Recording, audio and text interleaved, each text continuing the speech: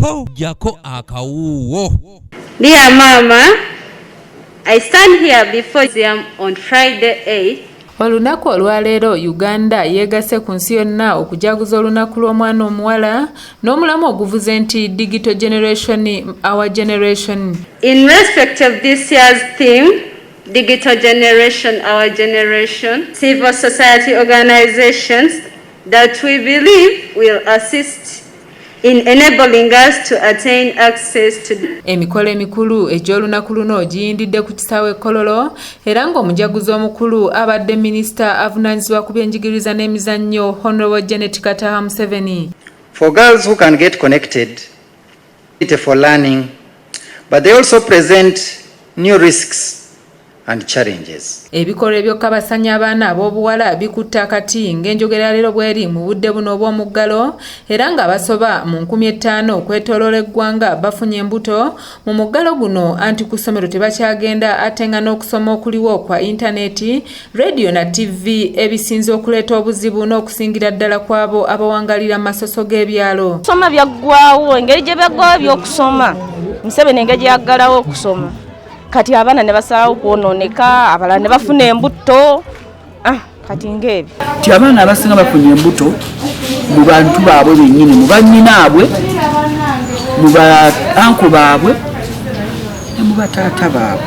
Abaana ab'obuwala basinzidde mu kujaguza olunaku lwabwe luno ne basaba minisita Janet Kataha Museveni okubunjisa intaneti mu byalo kubanga bannaabwe bangi abalekedde ennyo emabega mu kiseera kino ekya COVID-19 ng'okusoma kutambulira ku intaneti. Assist in enabling us to attain access to ensuring that the digital generation is in. This can be attained through providing community-based free internet to enable girls from the different communities to have free digital access. Banera basabye abasajja ababakabasanya nti bakolebweko ng'amateeka bwe galagira kubanga ekibatuuseeko mu muggalo guno kisufu so nga nabo baliko bye beeyamye okukola okulaba nga beetaasa ebikemo saako n'okutaasa ebiseera byabwe eby'omu maaso. But also these reports should be followed up and perpetrators punished according to the policies set up. Create awareness on the already existing laws, for example on child pornography, and ensuring that reported cases of cyberbullying and sexual harassment are followed up and tested. Mu ngeri y'emu mu kaweefo w'okutumbula omwenkanonkano wakati w'ekitonde ekikyala mu ggwanga, maama wa Buganda Sylvia Nabagereka Najjinda asoomoozezza abazadde abeesuulidde ogwa naggamba mu kukuuma abaana baabwe n'okusingira ddala mu kiseera kino eky'omuggalo gwa COVID-19.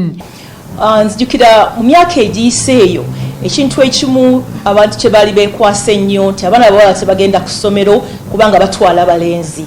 Weewaawo ekyo kikyaliyo nenze kyendowooza ate ekisinga kati okusikatiza abaana bawala emabega olw'ebintu ebimu ebingi ennyo ekimu sente okubanga tezirabika okufuna ebyo ebintu ebyetaagisa. Maama Nabagereka bino abyogeredde mu ofiisi ye e Bulange Mengo mu kwefumiitiriza ku lunaku lw'omwana omuwala olukuzibwa mu nsi yonna bulinga ennaku z'omwezi 11 omwezi ogw'ekkumi era ng'ono agambye nti kya bugunjufu nnyo singa abaana b'ensangi zino babeera baŋŋamiziddwa ku miteeru gy'oboolekedde ng'obudde bukyali. N'olwekyo nze kyenva ŋŋamba nti abaana b'obuwala tutandike mangu okubabuulirira awamu n'ab'obulenzi kubanga ate eyo manyi bw'obalekayo bw'obuulirira omuwala ate n'omulenzi olina naye okumubuulirira.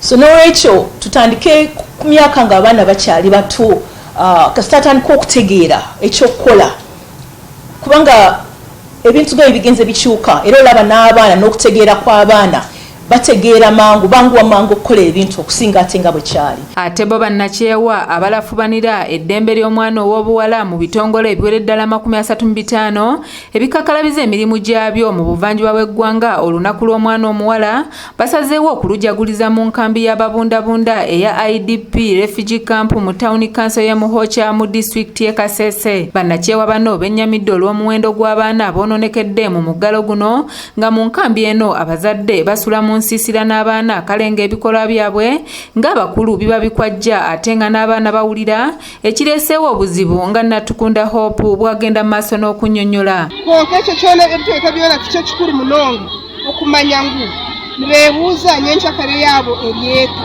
ekyo nikyo kikushasha munonga boona nibashaba ngu kuba bakufuna ahantu hari permanent bakabatransfaringa bakateeka ahantu ahi bakwasa kutuura bakombeka amaju gaineho amagezi kusinga obuntu bunareeba okwo hi bakuraramu obusaasi bwabo nikyo bari kushaba gavumenti. Abantu ab'enjawulo mu nkambi eno basabye gavumenti okwanguyako enteekateeka ez'okutwala abantu bano mu bifo ebirala nga bwe yasuubiza okusobola okutaasa abaana b'eggwanga. Sima gavumenti okutuwa bituwa n'ebitongole ebirala naye nga kyensaba gavumenti etuwe permanent settlement tusobole okuba nga tuva mu kampu.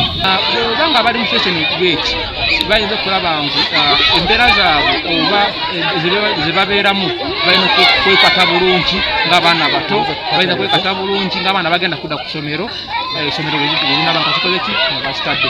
Kanyike Kevins ne Robert Kule be bakusakidde eggulire lino ku lwa ABS Television. Abawala tubaweereze essuubi iti life, there is life after the car. Ate tubaweereze ebyokukozesa mu budde bwabwe obw'ensonga.